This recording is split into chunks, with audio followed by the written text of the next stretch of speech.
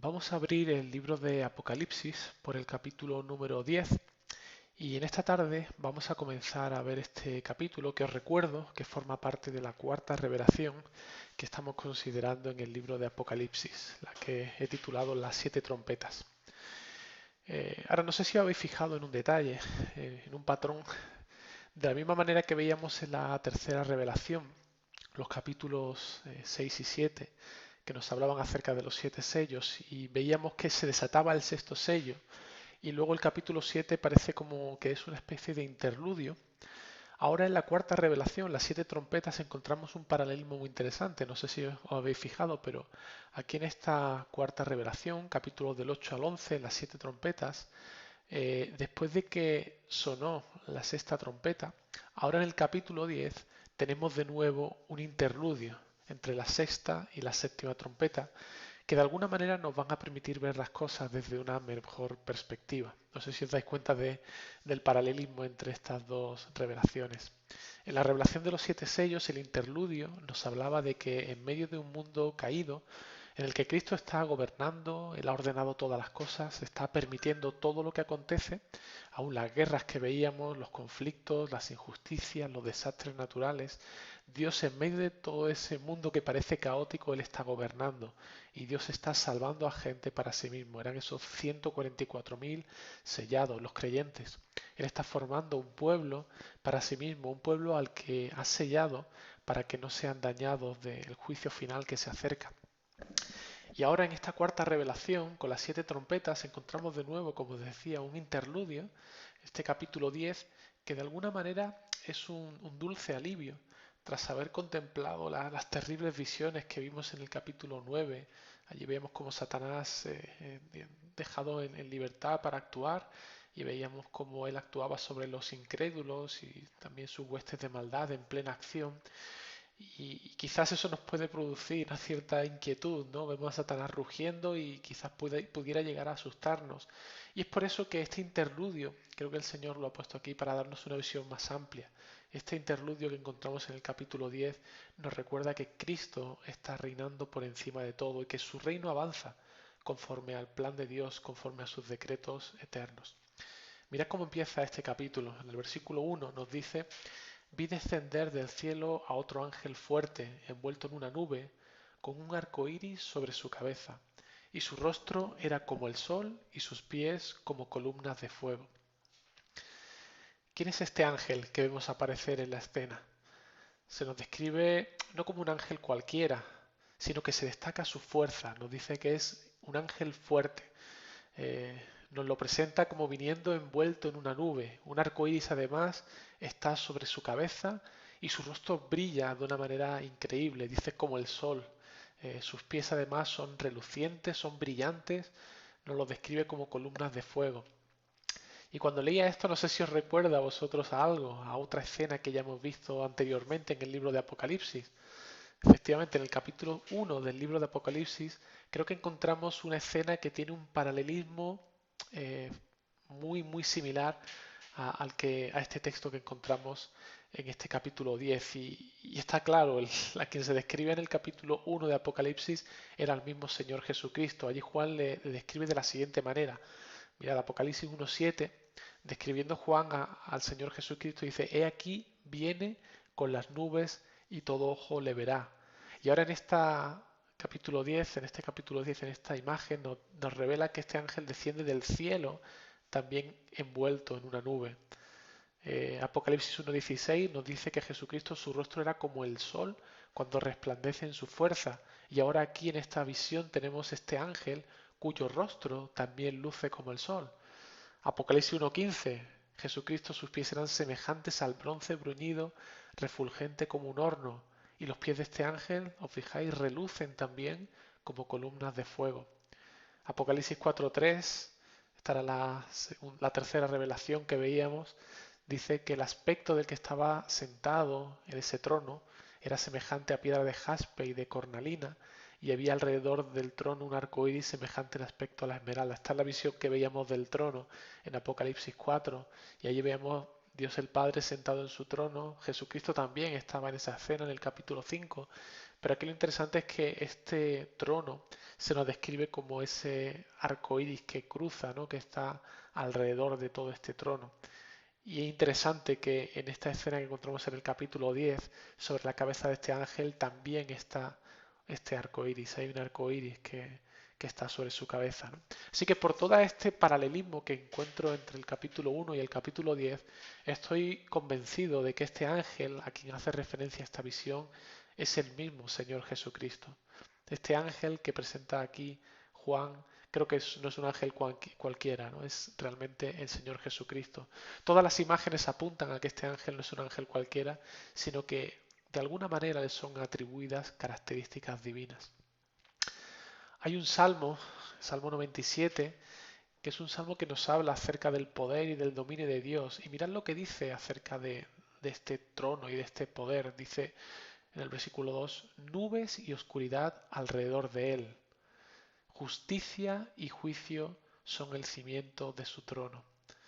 Qué interesante, ¿no? Se describe aquí el poder, el dominio, el trono del Señor, de Dios, y se habla de Él como esas nubes y oscuridad que están alrededor de ese trono y son comparadas, de alguna manera en este salmo se nos está describiendo con esas nubes y oscuridad la justicia y el juicio que son el fundamento y el cimiento del trono de Dios. Así que es muy interesante que las nubes que acompañan a este ángel, de alguna manera creo que son símbolos de su justicia y de su juicio. Nos presenta a este ángel como el soberano que está en el trono y que tiene la capacidad última de emitir juicio absoluto y que reina con una justicia perfecta. Este ángel es identificado de la misma manera, envuelto en una nube como símbolo de su dominio, su poder y de su justicia. El arco iris que decora la cabeza de este ángel de nuevo nos recuerda al pacto de Dios con Noé de no destruir la tierra de nuevo con agua. Nos habla de su inmensa y bendita gracia y su misericordia. El carácter de este ángel es semejante al de Dios Padre, el que estaba sentado en el trono en el capítulo 4, porque Él y el Padre son uno. Su cara resplandeciente como el sol nos recuerda su gloriosa santidad y su perfección. Sus pies resplandecientes como dos pilares de fuego nos hablan de su fuerza y la capacidad para vencer a sus enemigos, la capacidad de llevar a cabo sus propósitos. Él es el guerrero victorioso que viene para vencer. No vemos en él ninguna debilidad, no hay posibilidad de fracaso en el Señor Jesucristo. Él es magnífico en todo su ser, Él es glorioso. Y espero que esta visión os empiece a dar una perspectiva más completa de estos postreros tiempos en los que vivimos. Porque sí que es verdad que a veces vivimos en un mundo donde de alguna manera vemos distorsionada la realidad. Vivimos en un mundo caído, vivimos en un mundo que está bajo el juicio de Dios y por momentos lo que vemos a veces son los nubarrones de un día gris. La oscuridad parece que se cierne sobre este mundo, el pecado nos asedia cada día. Pero hermanos, fijaos, esta visión nos hace levantar la mirada y nos llena de esperanza, porque por encima de todos esos nubarrones que ahora vemos está el Señor y Él está brillando con toda su gloria. Él está llevando a cabo sus propósitos y un día borrará para siempre estos nubarrones. El pecado, la maldad, todo esto tiene sus días contados. Él ha prometido que va a traer un nuevo mundo, un mundo renovado, donde brillará la luz, la paz y el amor por siempre y para siempre. Y espero que esto os traiga consuelo a vuestra vida. Y por si alguien tiene dudas sobre si este ángel es finalmente o no el Señor Jesucristo, os recuerdo que hay otros lugares en las Escrituras donde también se hace referencia a Cristo y se habla de él como el ángel del Señor. Porque en realidad el ángel, la palabra ángel es un término genérico que hace referencia a un oficio, al oficio de mensajero. Y de hecho Jesús dice de sí mismo que Él es el mensajero de Dios, Él es el ángel de Dios. No sé si os acordáis cuando Él estaba en la sinagoga y allí se le da el rollo para leer el Isaías 61 y Él lee este pasaje y dice, el Espíritu del Señor está sobre mí por cuanto me ha ungido para dar buenas nuevas a los pobres, me ha enviado a sanar a los quebrantados de corazón. El Señor está leyendo esta profecía de Isaías y Él dice, esta profecía se ha cumplido delante de vosotros hoy. De esa manera Jesús se está identificando con la persona de la que hablaba este pasaje de Isaías. Y fijaos, a la persona a la que está haciendo referencia, al Mesías, se le llama o se le indica que ha sido enviado a sanar a los quebrantados de corazón. Jesús fue enviado por Dios porque Él es el ángel de Dios. Él es el mensajero enviado de parte de Dios. De hecho, en el Evangelio de Juan encontramos en muchos pasajes esta misma idea. Allí en 5:36 dice: "Mas yo tengo mayor testimonio que el de Juan, porque las obras que el Padre me dio para que cumpliese, las mismas obras que yo hago, dan testimonio de mí, de que el Padre me ha enviado". ¿Des cuenta de nuevo? Él es el enviado del Padre.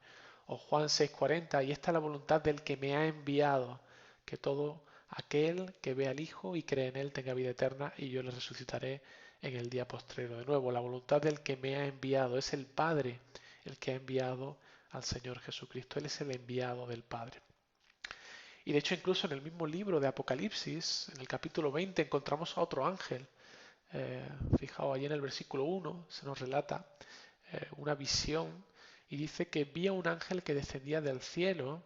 Fijaos, de nuevo un ángel aparece en esta escena, con la llave del abismo y una gran cadena en la mano, y prendió al dragón, la serpiente antigua, que es el diablo y Satanás, y lo ató por 1000 años. No tenemos tiempo hoy de entrar en este capítulo, ya lo veremos más adelante, pero fijaos, este ángel que ata a Satanás por 1000 años, ¿quién es? Pues es Cristo mismo. Cristo mismo es el que ata a este serpiente antigua, al dragón, que es Satanás.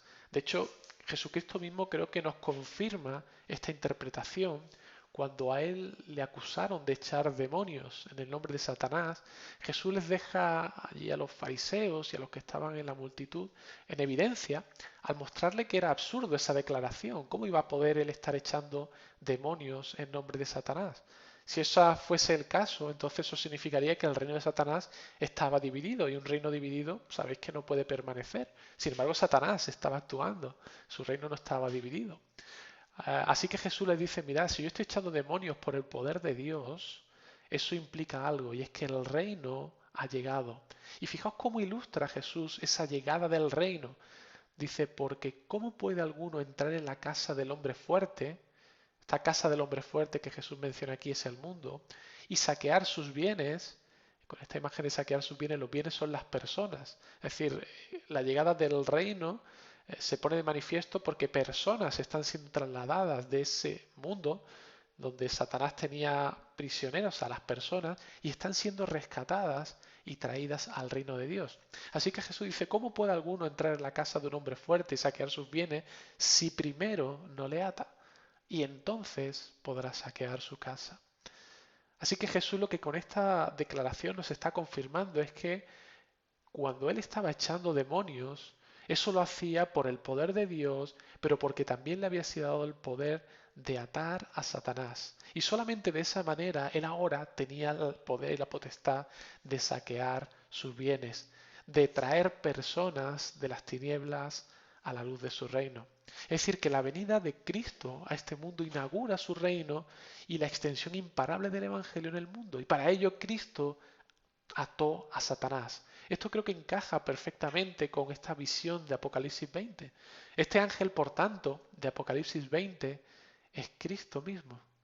Apocalipsis nos está interpretando también a quién se está refiriendo, por tanto, cuando habla de este ángel en el capítulo 20. Así que de la misma manera que vemos a este ángel del capítulo 20, que es Jesucristo, también creo que en este capítulo 10, este ángel fuerte que nos es descrito, creo que hace referencia a Jesucristo mismo. De hecho, mirad cómo describe la postura de este ángel y qué es lo que está haciendo este ángel. Nos dice el versículo 2 y 3 que tenía en su mano un librito abierto, y puso su pie derecho sobre el mar y el izquierdo sobre la tierra, y clamó a gran voz como ruge un león, y cuando hubo clamado, 7 truenos emitieron sus voces. Este ángel, que es Cristo, tiene sus pies puestos sobre el mar y sobre la tierra. Ahora, ¿qué simboliza esto? Pues mirad, poner el pie encima de algo significa un acto de conquista. Significa tener dominio sobre aquello sobre lo que pones tu pie. De hecho, por ejemplo, en el Salmo 110, que es un salmo mesiánico, David dice lo siguiente: Jehová dijo a mi Señor: siéntate a mi diestra hasta que ponga a tus enemigos por estrado de tus pies. David está hablando de su Señor, Cristo, el Mesías, a quien Dios le ha dado todo poder y autoridad porque lo ha sentado a su diestra. Y Dios dice que Él va a poner a todos los enemigos de Jesucristo debajo de sus pies, por estrado de sus pies. Es decir, van a estar sometidos bajo su dominio. Esta es la imagen que nos está presentando este salmo. Así que poner el pie sobre algo significa tener dominio y potestad sobre eso. Así que esta imagen que nos presenta aquí el capítulo 10 nos está presentando a un Jesucristo glorioso. No es un ángel cualquiera, es el enviado del Señor al cual le ha sido dada autoridad sobre todo el mundo, sobre el mar y sobre la tierra. Toda potestad le ha sido dada. De hecho, Jesús mismo nos confirma que Él tiene esta autoridad. Mateo 28, la Gran Comisión, Él dice, toda potestad me es dada en el cielo y en la tierra. Por tanto, id y haced discípulos a todas las naciones. Es decir, cuando nosotros estamos predicando el Evangelio, no lo hacemos en base a nuestra propia autoridad ni en base a nuestro propio poder, sino que lo hacemos en base al poder y a la autoridad que le han sido dadas al Señor Jesucristo, la autoridad que el Padre le ha dado. Y es en base a esa autoridad que nosotros tenemos ahora ese poder, esa libertad de predicar el Evangelio y llamar a la gente al arrepentimiento.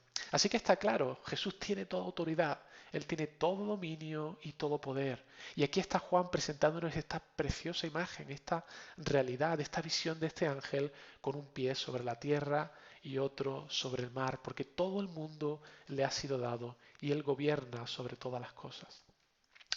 Ahora Juan nos describe a este ángel no solo como poniendo sus pies sobre la tierra y el mar, sino clamando a gran voz, ruge como un león.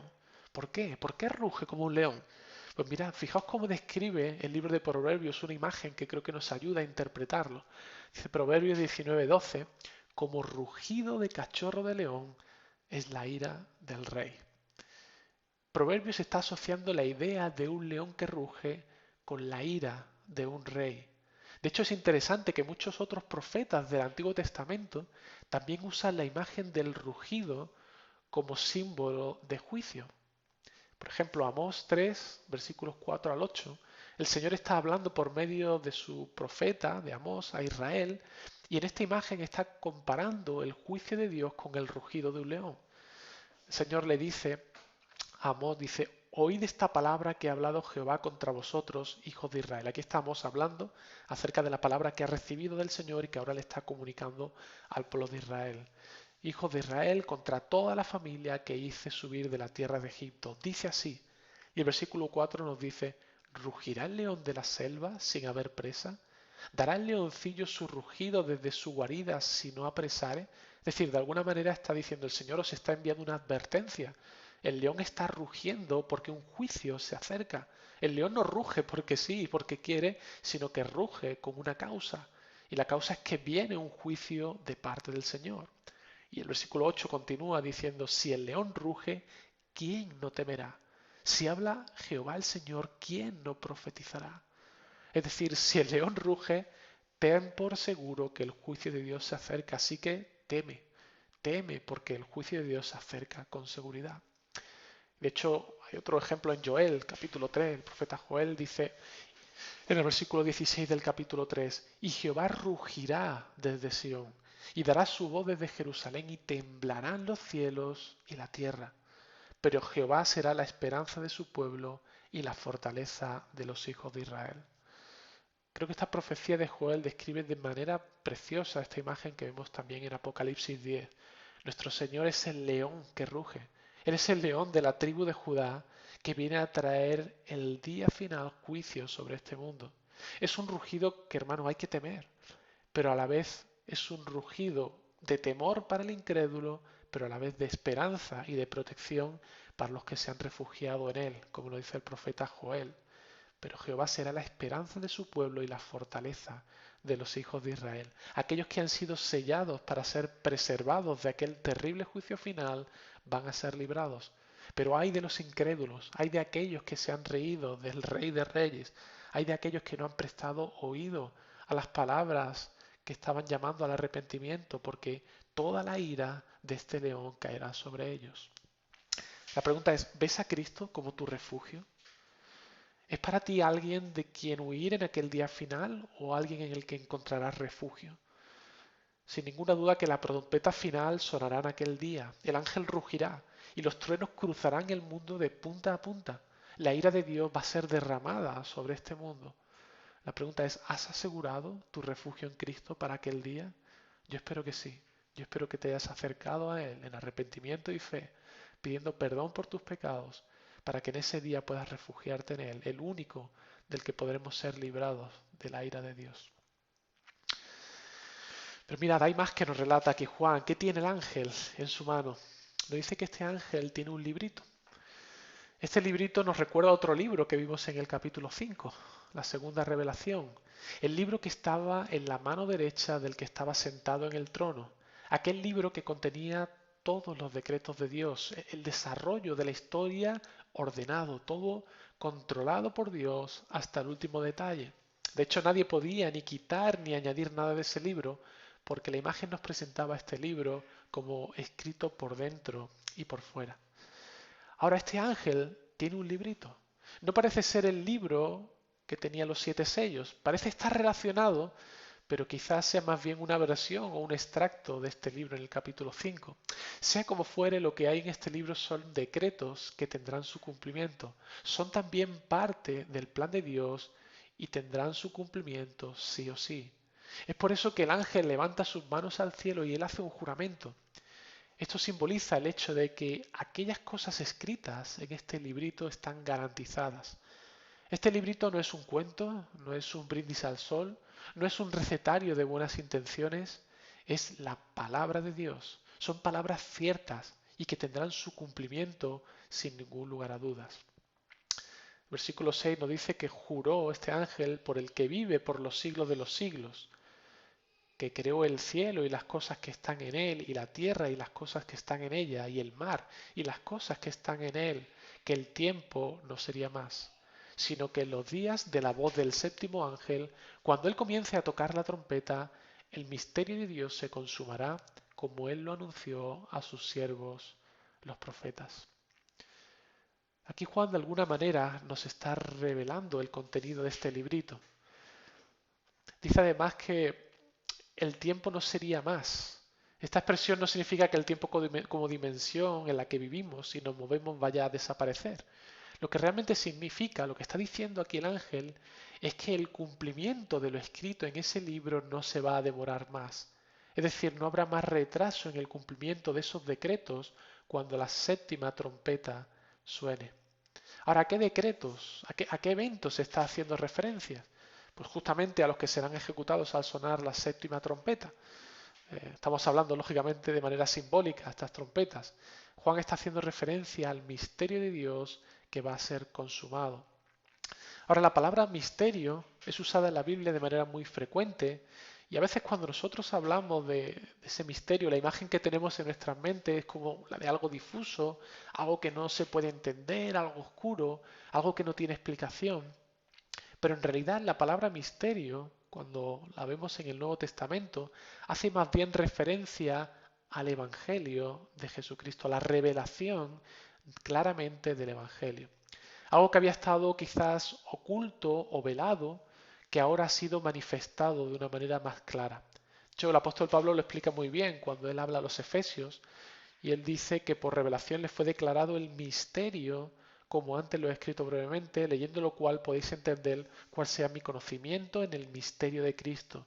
Misterio que en otras generaciones no se dio a conocer a los hijos de los hombres, como ahora es revelado a sus santos apóstoles y profetas por el Espíritu. Así que el misterio del que habla Pablo no es ni más ni menos que el Evangelio. En el Antiguo Testamento Cristo fue revelado mediante sombras, mediante símbolos, pero ahora en el Nuevo Testamento ese misterio ha sido manifestado de manera clara y diáfana. El misterio de Dios contenido en este librito que porta el ángel es misterio no porque sea algo enteramente desconocido, sino porque habría permanecido desconocido si Dios no lo hubiera revelado. El misterio contenido en este librito, hermanos, es el Evangelio.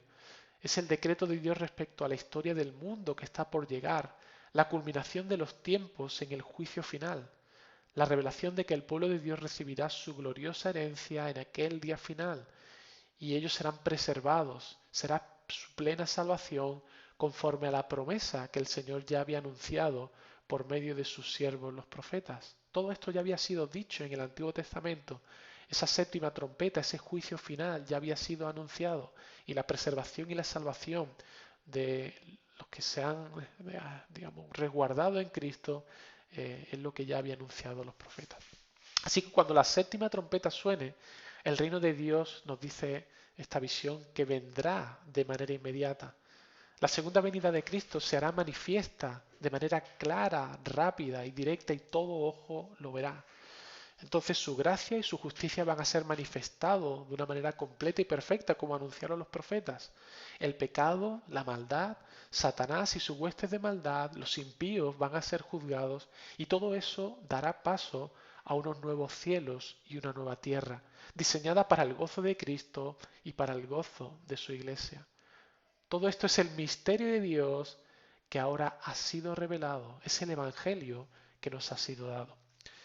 Y es verdad, han pasado casi 2000 años y aún no ha sonado la séptima trompeta, aún no se han consumado estos últimos tiempos.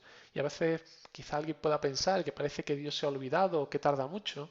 Y muchos incrédulos incluso se ríen pensando que estamos locos de la cabeza, que todo esto es un cuento chino.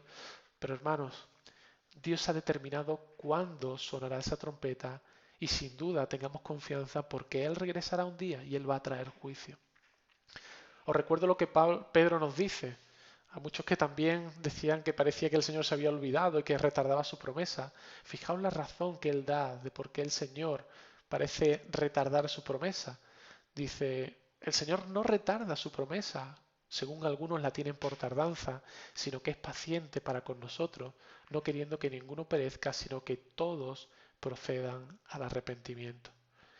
Hermanos, Dios no se ha olvidado, pero Él está siendo paciente con este mundo. Él está dando tiempo al impío para que se arrepienta. Pero cuando suene la séptima trompeta, ahí no habrá más demora de tiempo. Todo se cumplirá. El juicio de Dios vendrá. Nosotros, los que estemos en Cristo, seremos salvos de ese juicio, y la consumación de los tiempos será cumplida, dando paso a un nuevo reino, a esa tierra nueva, a ese cielo nuevo que va a ser rediseñados por el Señor. Ahora, hay algo curioso en este pasaje, algo que me llamaba la atención. No sé si os habéis dado cuenta que cuando este ángel pronuncia con esa voz de león esa orden, hay algo extraño. La voz de Jesús es una voz de autoridad, como os he dicho, una voz que dicta una orden e inmediatamente se ejecuta su voluntad. Su voz es de mando, que viene representada por ese león que está rugiendo, que viene a traer juicio, porque él es el león de la tribu de Judá. Él es fuerte, poderoso, y no hay nada que pueda oponerse a su voluntad y a sus deseos. Él va a venir a traer este juicio. Pero fijaos, este pasaje nos dice que cuando hubo clamado, 7 truenos emitieron sus voces. Estos 7 truenos creo que representan la ejecución de su voluntad de manera perfecta en el día en el que suene la séptima trompeta.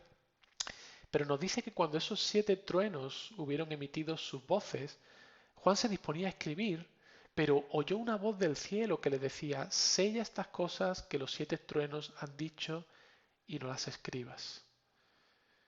Estos 7 truenos parecen que describen una imagen con el detalle de lo que va a acontecer con el sonar de la séptima trompeta. Son los detalles revelados de ese evento final de la historia de los posteriores tiempos. Sin embargo, vemos que cuando Juan se dispone a escribir estos detalles de la visión, lo que estos 7 truenos tienen que contar, la mano de Juan, que está a punto de escribir lo que está viendo, es interrumpida por una voz del cielo que le prohíbe revelar esta información. Le es ordenado sellar lo que los 7 truenos han dicho. ¿Qué significa esto?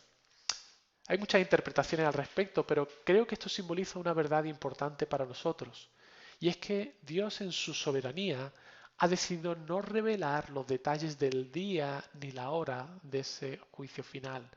No nos ha querido detallar el cuándo, ni un detalle exhaustivo de lo que ocurrirá al sonar de esa séptima trompeta. Él se ha reservado esos detalles para sí mismo. Hay cosas que solo le pertenecen al Señor. Él no nos ha dado muchos detalles de lo que acontecerá en ese día en el que Jesús se manifieste en su segunda venida. Tenemos los detalles justos y necesarios. Tenemos lo que necesitamos conocer y nada más. quizás para que vivamos en una mayor dependencia del Señor y estemos en este tiempo más bien velando y confiando en Él, más que haciendo cábala con estos detalles que Él hubiera podido revelarnos. De hecho, el Señor mismo nos confirma esta idea cuando en Mateo 24 Él habla acerca del fin de los tiempos y Jesús dice, el cielo y la tierra pasarán, pero mis palabras no pasarán. Pero del día y la hora nadie sabe, ni aun los ángeles de los cielos, sino solo mi Padre, mas como en los días de Noé, así será la venida del Hijo del Hombre. El Señor nos ha dado cierta información. Dice que será como en los días de Noé, es decir, de manera inesperada y sin demora, lo cual encaja justo también con lo que nos dice este capítulo 10, que el tiempo no será más. Cuando suene la trompeta, el juicio final de Dios no se demorará, no será un proceso lento y largo, será ejecutado de manera inmediata, será una irrupción abrupta en el curso de la historia que hará colapsar el sistema de este mundo. Pero hay ciertas cosas, ciertos detalles que el Señor no ha querido revelar. Él dice que el día y la hora nadie sabe. Así que el hecho de que a Juan le sea interrumpida el escribir esta visión nos está hablando acerca de esta realidad. Hay elementos, hay cosas que el Señor no nos ha querido revelar. Así que somos más bien llamados a descansar en Él, a confiar en Él y a que estemos y permanezcamos velando y en oración. Juan sigue describiendo la escena y algo aún más extraño ocurre en la segunda parte de este capítulo, porque se supone que los libros son para leerlos, no para comérselos, ¿verdad? Así que está claro que lo que nos está describiendo en esta segunda parte del capítulo 10 es una escena de nuevo simbólica. Tanto el librito como su contenido deben ser entendidos de manera simbólica. Pero para entender lo que representan, vamos a contestar a dos preguntas. ¿Qué representa este librito que recibe Juan y que se come? ¿Y qué representa el hecho en sí de comerse el librito? Fijaos, la palabra original en griego para libro es biblos, de donde viene nuestra palabra Biblia. Y aquí en esta escena, la palabra que se usa para librito, ese librito que está en la mano del ángel y que le es dado a Juan, es una palabra derivada que es bibliaridión. Es decir, que de alguna manera lo que nos está diciendo es que lo que tiene este ángel en su mano, este librito, es una versión abreviada de ese libro que veíamos en Apocalipsis capítulo 5, ese libro con los 7 sellos. El libro de los decretos de Dios contiene todos los detalles de lo que ocurrió, lo que ocurre y lo que ocurrirá. Son los decretos eternos de Dios. Pero las cosas contenidas en este librito son las cosas que nos han sido dadas a conocer a nosotros. Hay cosas en el libro de los decretos de Dios que solo Dios el Padre y Cristo conocen y que no nos han sido reveladas a nosotros, no son de nuestra incumbencia, pero las de este librito sí son las cosas que Dios nos ha dado a conocer y que haremos bien en esforzarnos en asimilar, en entender, en meditar en ellas porque son de vital importancia para nuestra vida espiritual. Todo lo que necesitamos entender está en ese librito. Es toda la revelación de Dios para nosotros, es el Evangelio. Nos ha sido dado a conocer el Evangelio y están simbolizadas en este librito. ¿Qué tenemos que hacer con este librito? Mira, Juan nos lo relata en esta escena.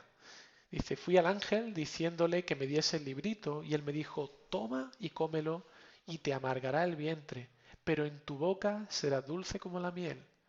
Entonces tomé el librito de la mano del ángel y lo comí. Esta acción simbólica no es algo novedoso en el libro de Apocalipsis. De nuevo, tenemos que ir al Antiguo Testamento. Sabéis que Apocalipsis está lleno de referencias al Antiguo Testamento. Y allí en el Antiguo Testamento encontramos otros ejemplos de profetas que también se comieron un libro y que creo que nos van a ayudar a entender esta escena y el significado. Por ejemplo, Ezequiel capítulo 3, versículos 1 al 4. El Señor le dice a Ezequiel, me dijo, hijo de hombre, come lo que hayas, come este rollo y ve y habla a la casa de Israel. Y abrí mi boca y me hizo comer aquel rollo. Y me dijo, hijo de hombre, alimenta tu vientre y llena tus entrañas de este rollo que yo te doy. Y lo comí y fue en mi boca dulce como la miel. Luego me dijo, hijo de hombre, ve y entra a la casa de Israel y habla a ellos con mis palabras.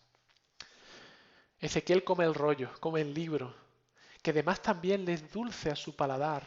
Y después debía ir a profetizar, a hablar la palabra de Dios al pueblo de Israel que se había alejado del Señor.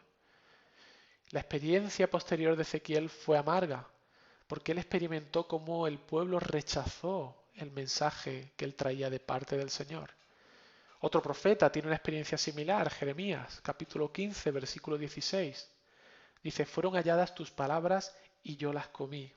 Y tu palabra me fue por gozo y por alegría de mi corazón, porque tu nombre se invocó sobre mí, oh Jehová, Dios de los ejércitos. De nuevo, la palabra de Dios es comida por Jeremías y produce esta palabra gozo y alegría en su corazón. Fijaos, el sabor dulce tiene que ver con el efecto que la palabra de Dios produce en el corazón del que recibe esa palabra, el corazón del creyente. ¿Qué significa entonces toda esta visión que encontramos ahora aquí en Apocalipsis, capítulo 10? Creo que en esta cuarta revelación el Señor nos está mostrando que a lo largo de los postreros tiempos Él está mandando señales de advertencias a este mundo. Son esas trompetas que hemos escuchado, que hemos visto, las 6 primeras trompetas. Él está llamando a los hombres al arrepentimiento. Y como parte de esas advertencias, el Señor ha llamado también a su iglesia a ser voceros en este mundo. Todos los creyentes somos llamados a verbalizar, a comunicar el mensaje del Evangelio a los no creyentes. Eso lo veremos claramente en el capítulo 11 con esta escena de los 2 testigos. Pero mientras tanto, para poder comunicar el mensaje del Evangelio, no basta con tener el librito en la mano. Es necesario comerse ese librito. Es necesario tragarse ese mensaje. Hermanos, el Evangelio no es simplemente un conjunto de verdades teológicas. El Evangelio no puede ser considerado como simplemente un sistema intelectual. El Evangelio debe ser comido, debe ser asimilado. El propósito del Evangelio es transformarnos de dentro a afuera, de manera que podamos mostrar la gloria y la belleza de Cristo en nuestras vidas. Y es solo cuando hemos comido, cuando hemos asimilado, cuando el Evangelio ha tomado posesión de nuestras entrañas, que ahora tenemos el poder para proclamarlo. No seremos testigos fieles y efectivos si primeramente no nos hemos comido nosotros mismos el mensaje de este librito. Y cuando recibimos este mensaje del Evangelio, cuando este Evangelio dado por Dios cala en nuestro corazón, lo que produce es un gozo profundo, una paz inexplicable y un amor que se hace evidente. Es ese dulce sabor en el paladar que nos está describiendo simbólicamente Juan, algo que es delicioso y placentero en nuestros corazones. Y es precisamente esa transformación la que nos lleva ahora a desear compartir el mensaje del Evangelio con otros. Esa es la experiencia que Pablo nos relata, por ejemplo, de cómo afectó el mensaje del Evangelio a los creyentes en Tesalónica. Él allí, por ejemplo, nos dice en el versículo 4 al 10, porque conocemos, hermanos, amados de Dios, vuestra elección. O sea, el apóstol Pablo estaba convencido de que los tesalonicenses eran creyentes y eran creyentes de verdad. Dice, pues nuestro Evangelio no llegó a vosotros en palabras solamente. Fijaos, el Evangelio no es simplemente una filosofía, no es simplemente una cuestión intelectual, no llegó a ellos en palabras solamente, sino también en poder, en el Espíritu Santo. Es decir, el Evangelio tuvo un efecto real en las vidas de los tesalonicenses. Hubo un cambio en su estilo de vida real y palpable. Ellos comieron ese librito que les supo dulce a su paladar. Dice, y en plena certidumbre, como bien sabéis cuáles fuimos entre vosotros por amor de vosotros.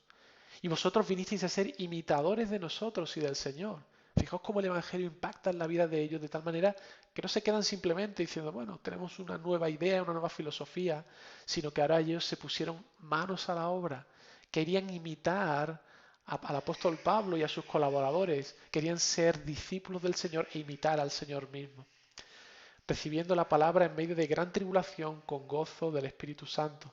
Fijaos, le supo tan dulce ese mensaje a su paladar cuando lo probaron, que aun estando en medio de pruebas, de dificultades en su vida no era un jardín de rosas, ¿no? No era todo agradable, habría problemas en sus vidas, pero en medio de los problemas que ellos tenían, en medio de la tribulación y del rechazo que estaban sufriendo, dice que vivían con gozo del Espíritu Santo. Hermano, cuando has probado el Evangelio, cuando eso te ha sabido dulce a tu paladar, sí, puede haber problemas en tu vida, pero es tan bueno eso que has probado que el resto queda en un segundo plano. El apóstol Pablo continúa diciendo acerca de ellos que de tal manera habían sido clara esa evidencia de su conversión, que se habían convertido aún en ejemplo a todos los de Macedonia y de Acaya que habían creído. Dice, porque partiendo de vosotros ha sido divulgada la palabra del Señor. Es decir, ellos estaban de manera gozosa compartiendo el Evangelio, es lo que les salía del corazón. Habían descubierto ese dulce sabor del Evangelio y ahora no podían hacer otra cosa que comunicar el Evangelio.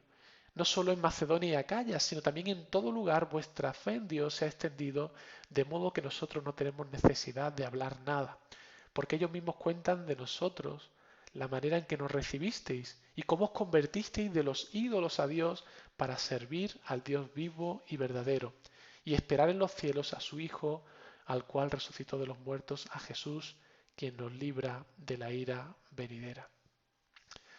Los tesalonicenses se habían comido el mensaje del Evangelio, habían hecho como Juan, tragar y comer ese libro, degustarlo, y el impacto había sido tal que era patente que sus vidas habían cambiado de manera radical.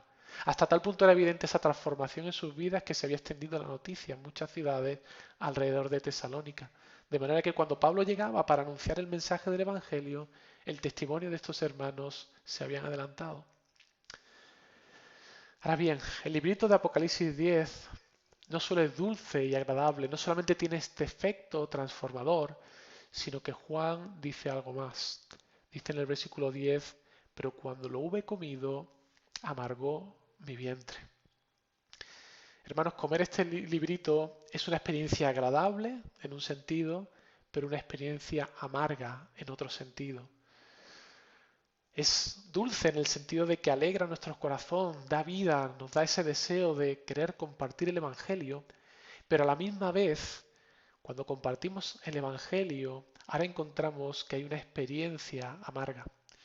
Y es la misma experiencia por la que pasó Ezequiel, la misma experiencia que pasó Jeremías. Cuando hemos comido el mensaje del Evangelio, ahora el Señor nos llama a compartirlo y lo hacemos. En muchas ocasiones lo que vamos a encontrar es el sabor amargo de recibir el rechazo a nuestro mensaje. El Evangelio de gracia muchas veces es predicado a un mundo incrédulo, pero el mundo incrédulo cierra su corazón a este mensaje, se endurece contra Dios y eso produce en nosotros tristeza. Cuando Ezequiel proclamó el mensaje de advertencia, los avisos de Dios, los ayes contra los impíos, ¿el pueblo qué hizo? El pueblo endureció su corazón contra Dios y contra su profeta. Ellos rechazaron este mensaje de advertencia del Señor.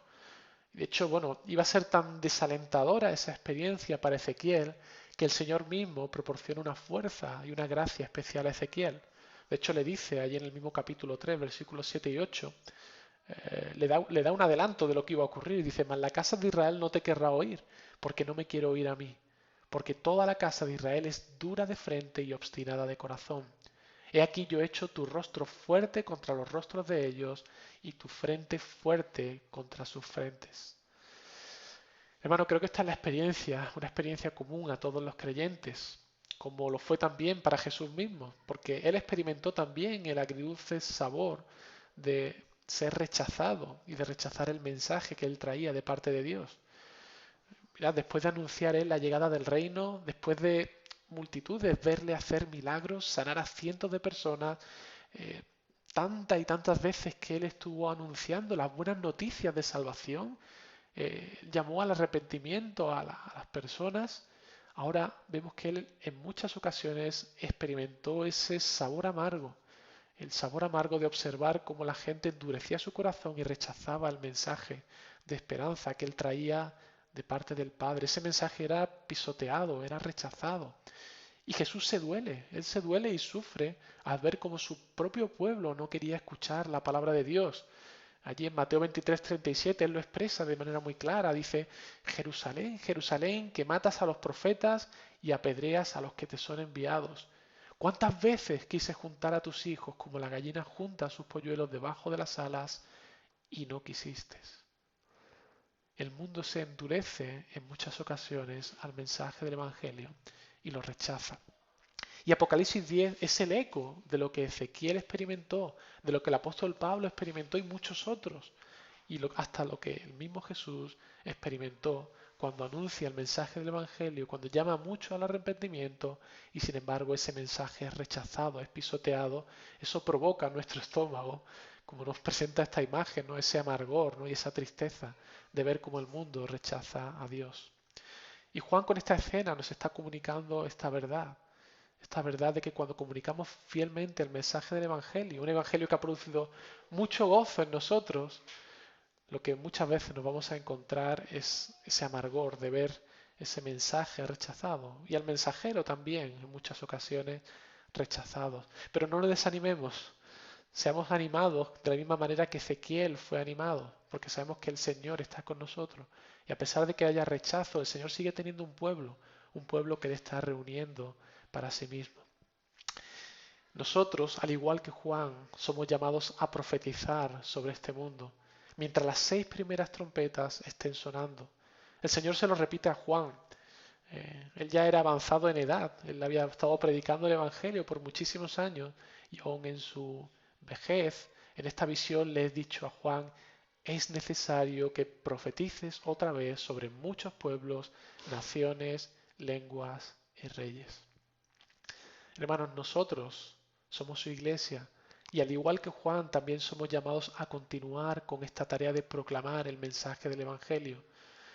Él nos ha dado este librito, nos ha dado el Evangelio, que ha sido dulce a nuestro paladar, y ahora nos está llamando a nosotros, tal como Juan fue llamado, a que vayamos y presentemos este mensaje sobre muchos pueblos, naciones, lenguas y reyes.